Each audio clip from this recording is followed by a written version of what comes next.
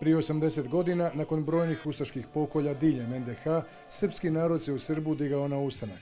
Narod su u šumi vrbovali i partizani i četnici, a lokalni Srbi na kraju su povjerovali Gojku Polovini, Đoki Jovaniću i drugovima. Mogli su povesti narod u četnike, a mogli su ih povesti u partizane. Bilo je onih koji su htjeli da ih se povede na četničku stranu. Ali ove koje sam nabrojao, poveli su ih na partizansku pobjedničku stranu. To kažem ne zbog vas, što vi to trebate znati, nego kažem zbog onih u ovoj zemlji koji tvrde da je ovo bio drugačiji ustanak nego što je bio. Milorad Pupovac spomenuo je žrtve ustanika koje se nisu smjele dogoditi, ali su se dogodile u prvim danima ustanka dok partizani nisu uspostavili svoju organizaciju. Uskoro su se ustanicima pridružili i na početku malobrojni Hrvati. Mi ovdje se ne okupljamo zato da bismo obilježavali samo ustanak i obranu golog života.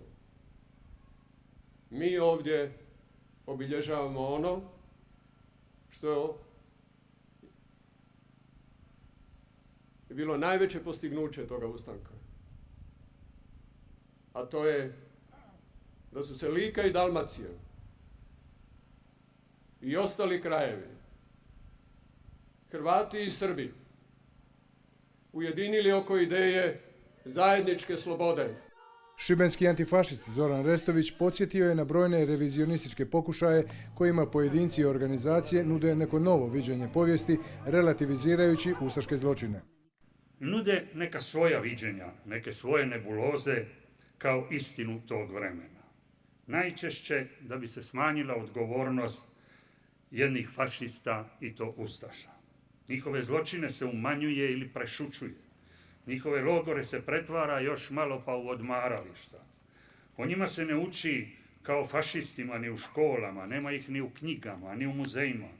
A onda laži imaju pogodno tlo. Bivši predsjednik Republike Hrvatske Stjepan Mesić zauzeo se za zabranu ustaškog pozdrava Za dom spremni. Ja to moram reći jer ja imam pravo na to. Mojih 11 članova familije ustaše su ubili. Moje ženi su ubili sve. I sada je mjesto da mi odavde pošaljemo poruku. Nikada više ustašluka, nikada više fašizma i poklonimo se onima koji su nam donijeli slobodu. Svečanosti je prisustvovao i 94-godišnji Jakov Jukić, Zadranin porijeklom iz Muća, koji se kao mladić borio u redovima 10. udarne dalmatinske brigade. Kosti brojnih njegovih drugova i drugarica počivaju na lokalnom groblju jer su Srb 44. zajedno oslobađali Hrvati iz Dalmacije i lokalni Srbi. Prije proslave SNV i udruge antifašista položili su im vijence u čast.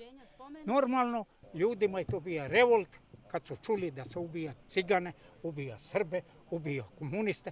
Tada su oni zvali, malo koji je govorio puno komunista, više o radničkoj klasi.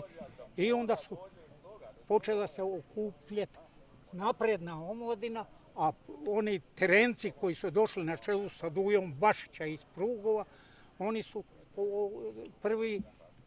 prvi odred dinarski oformili na dinari i oni su svakako počeli se prebacivati po selima i vidjelo se da ti ljudi traže slobodu. Još nam je nešto za kraj objasnio stari partizan Jakov. Nešto kažu da nije bilo bratstvo i jedinstvo, da smo mi bili priseljeni da volimo Srbu.